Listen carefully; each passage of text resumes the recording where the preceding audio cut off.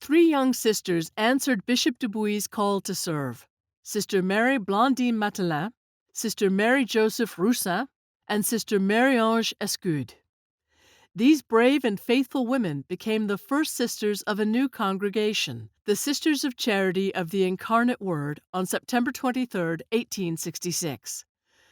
With only a few days' preparation, they set sail from France to Galveston, Texas, aboard the steamship Tybee. They received the habit of the new congregation and a book of congregational rules to read on the trip over and figure out how to adapt it to the realities of the ministry in Texas.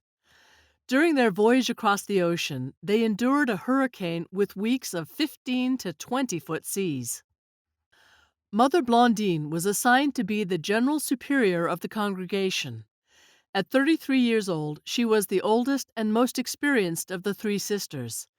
She had 15 years of nursing experience at the hospital in Lyon, France. Sister Marie-Ange was 29 years old with 6 years of nursing experience.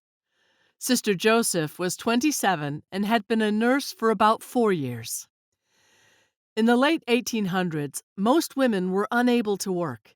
Belonging to a religious congregation provided opportunities for women who wanted to serve. In Lyon, France, these sisters were serving at the Anticaille Hospital as nurses as part of a religious congregation. This bronze sculpture commemorates these founding sisters. It's unfortunate that we have no photographs of them.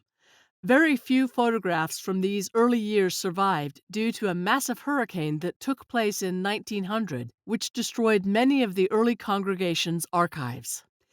These brave women survived a difficult transatlantic voyage to arrive in a country where they were looked upon as complete strangers, and yet because of their sacrifice and service, we now have this ministry that is still thriving after 155 years.